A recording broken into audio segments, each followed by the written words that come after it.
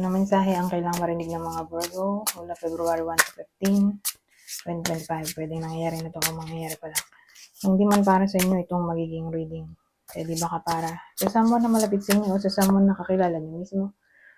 Baka may lumabas na gender mamaya, gawin nyo na lang energy. Masculine at feminine energy.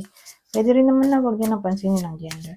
Hindi ko masasabi kung anong magiging reading, kung positive ba o negative. Depende sa kung anong mapipick up kong energy.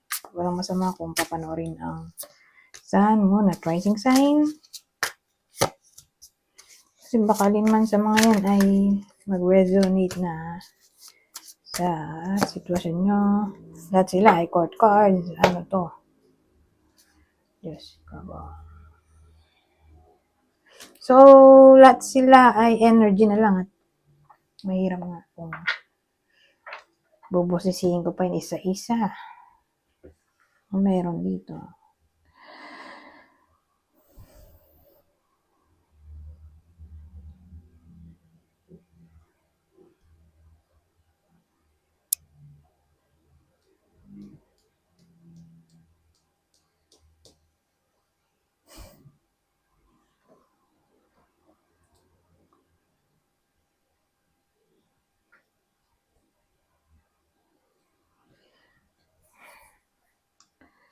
So, ang dating sa akin,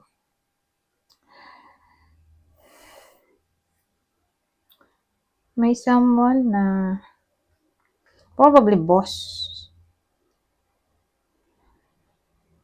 Whether may trabaho yung iba sa inyo o tumama to sa someone na malapit sa inyo na may trabaho. Kung walang work yung nanonood. Basta ang dating dito, may boss yung iba, tapos parang inaalila sila dito.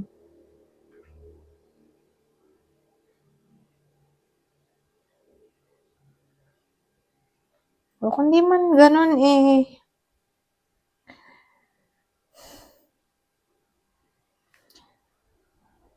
di sila pinapansin. Overall na yan. Boss. O ahead sa iba sa inyo sa work. Ibig sabihin, matagal na siya. Nandun na siya bago pa dumating yung iba sa inyo sa work. Naunang pumasok yung workmate.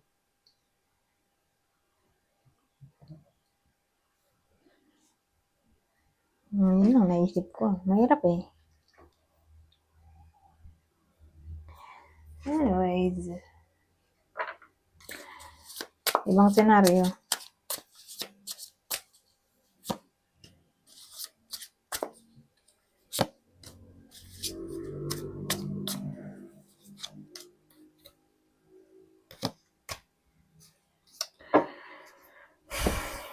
Bumaligtad to kung nandito pa.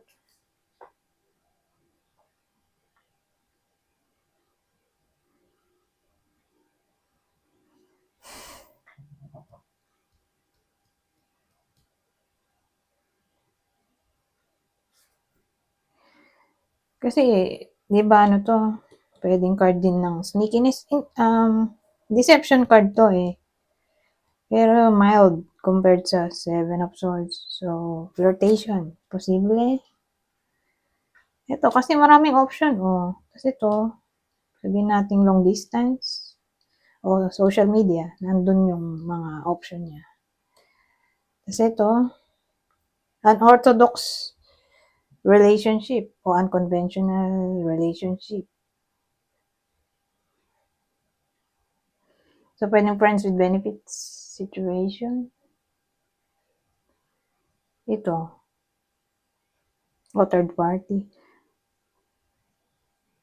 Doon na siya papasok sa unconventional relationship, connection. So, kung dito tumama sa inyo, di baka may someone na malapit sa inyo na baka ma-involve sa ganitong klaseng sitwasyon. Whether nangyayari na to kung mangyayari pa. Pero ayoko nung lumalabas na cards. Kaya papalitan na natin yung deck.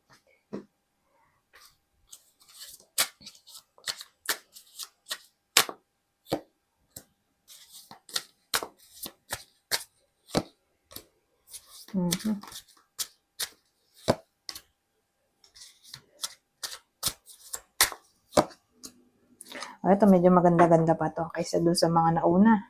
Kaya binago ko ang deck. So, sa case na to, may anxiety tayo dito, oh. Saan ang galing to?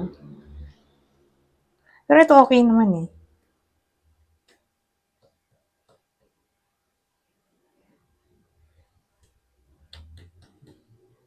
Alamin natin to.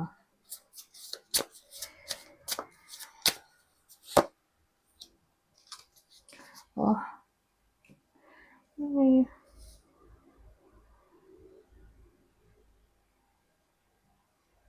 Ang nag-cause ng anxiety, depression, worriness, sleepless nights.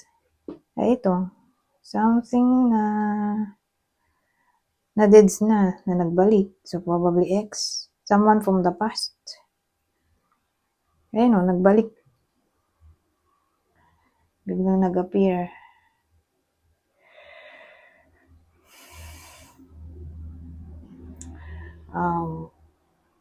Na pwedeng nag-cause ng pagkabalisa. Hindi ko alam kung bakit. Pero ex yun. Someone from the past, ex-friend, ex-lover. O anyone na hindi nyo na nakakausap.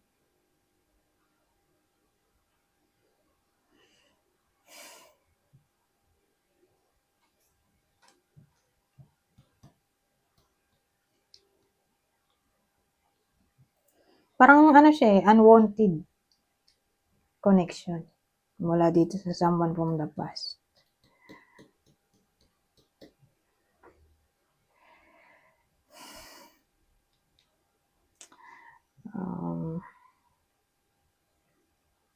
Kasi nag-move on na kayo dito eh sa past person na to. Kasi yun, nagbalik pa siya, di ba? Nag-move on na kayo, nagbalik pa siya. Pero kaya siya nagbalik, gusto niyo mag-apologize? Tingin ko, patatawarin niyo naman kung may effort. Pero hindi naman necessarily reconciliation as lovers ulit o as friends. Pero tingin ko mawawala yung resentment o sama ng loob sa pagitan nyo at nitong person na sinasabi ko. Kasi nga mag-apologize to. Ito, dito na siya papasok. Mag-apologize siya sa nangyari sa past. So, yan.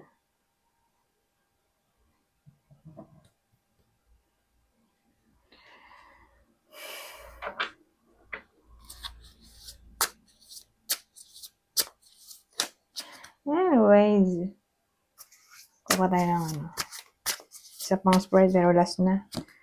Papalit na ako ng deck.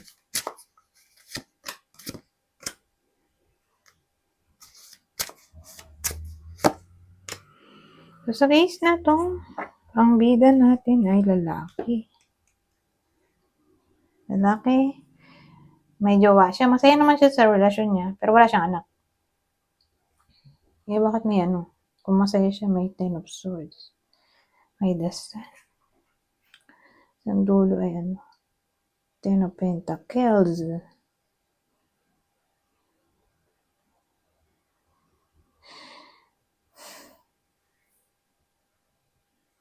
Ending, beginning. Di ba, sun? So, ito na yung ano, sunset. Ito yung sunrise. Kaya yun. So, ito, harmony.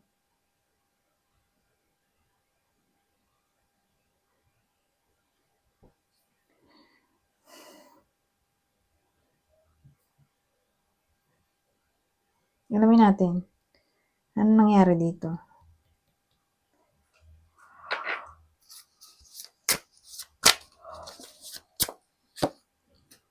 Oh, Knight of Cups. So, 10 of Swords natin. Kinlarify ng Knight of Cups. 2 of Pentacles.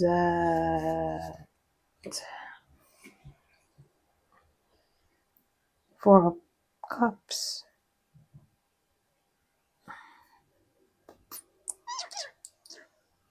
Ending.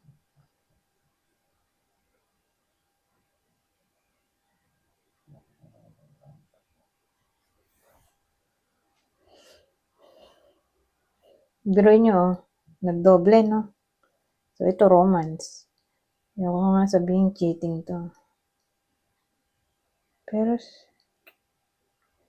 kasi ito, wala nang interest, oh. Kaya nga ending na doon.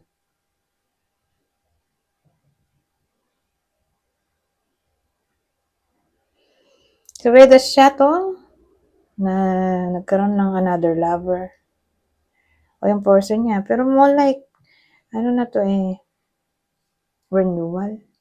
Ending na nito, itong case na to, someone else. Kasi wala nang interest, oh. Kaya ending. Wala nang interest dito sa new lover, new connection. So, bagay, hindi ko alam kung sino, kung yung babae o lalaki. May ganung eksena dito. Ito na ay forgiveness. Kasi ito, buo ulit yung samahan. Kakabalikan. Whether nangyayari na to o mangyayari pa lang. Pero, ganun eh.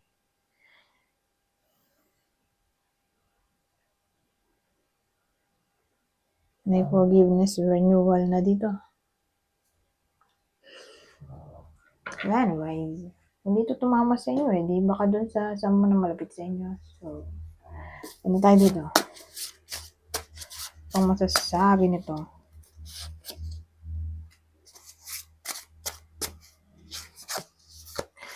So, may lalaki dito na nag-iisip. So, anong iniisip niya? Probably may kinalaman sa pera. Pera, delivery, gamit, gift, atensyon.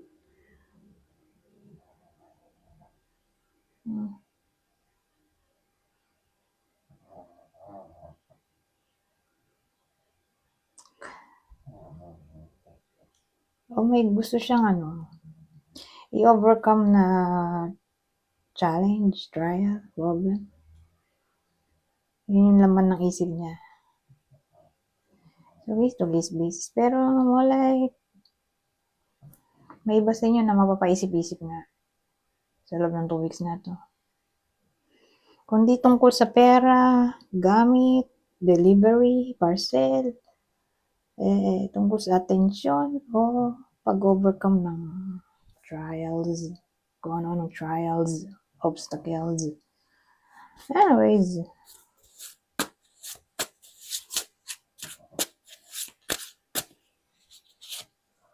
ay, binemi ko tayo.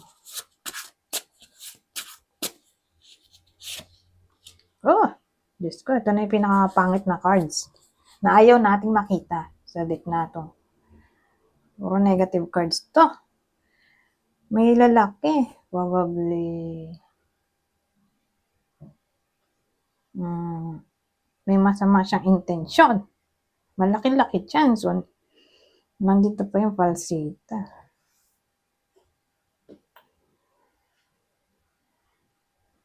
So, inisip ko,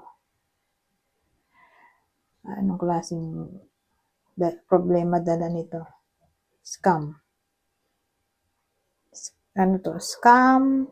Itong lalaking to na hindi mo pagkakatiwalaan, ibibetray ang trust nyo at is-scamin yung iba sa inyo. O i-chismis yung sikreto nyo. So, ibig sabihin may lalaki na hindi mapagkakatiwalaan na pwede nyo ma-encounter sa 2 linggo na to. Beware. Ngayon, actually, in general na to eh. Katrabaho, karelasyon, kaibigan.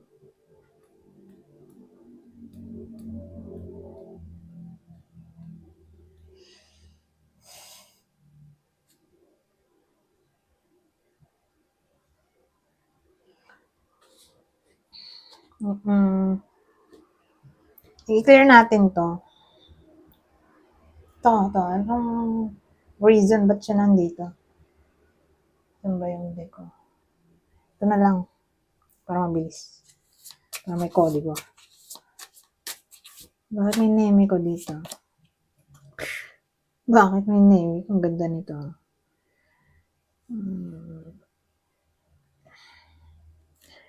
Gawin natin 3. Ay! Ito at ito. Tingnan nyo magkamukha. Isa lang eh.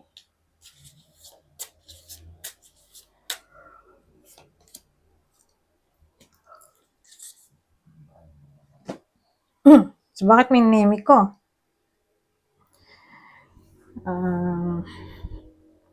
Kasi ano to eh, parang gusto niya i-lead yung iba sa inyo. Sa maling direksyon. Ito, magiging direction na to. I-lead yung iba sa inyo sa maling direksyon.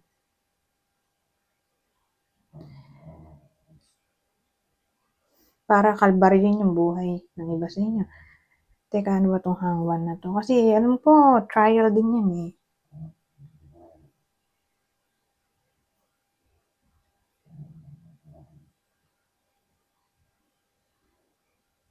Maganda kung ano. Ito ba isang card? Deck. Kumbaga, may enlighten kayo o kakaroon kayo ng new perspective. At ma-realize nyo na di pala mapagkakatiwalaan tong lalaking to. So again, more like manipulation to. Persuasion. Kaya babaliktad ang mundo nyo dito.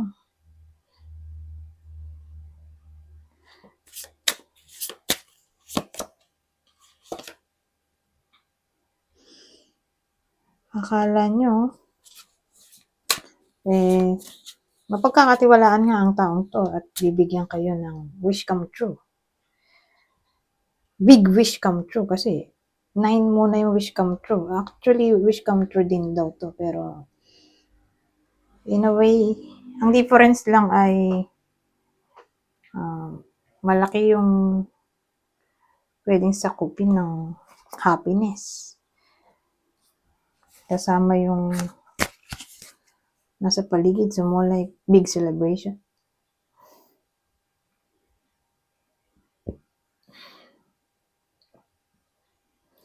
Well, actually, maraming pwedeng case dito. Akala ng iba sa inyo mapagkakatiwalaan. Ipinakilala nyo pa naman sa pamilya. Tapos, hindi pala. Hindi pala mapagkakatiwalaan. O sinulot yung asawa. Magkakilala. Sinulot yung asawa. Diyos ko.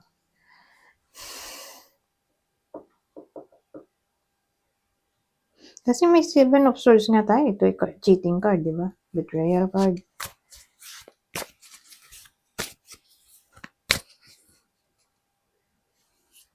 So, yun. Maraming pwedeng case. So, again, una, ipinakilala nyo pa sa pamilya. Tapos, masama pala ang intention. Whether friend to, o boyfriend, girlfriend. Ay, boyfriend pala. Friend na lalaki, o boyfriend, o suitor. O asawa talaga, Diyos ko po.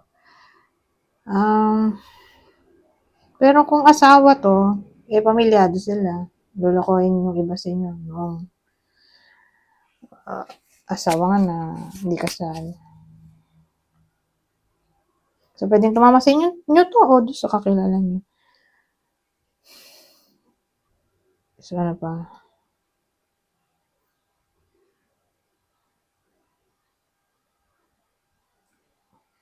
Sama-sama na pala, no?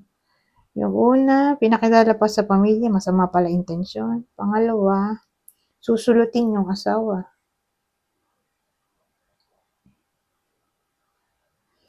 Pangatlo,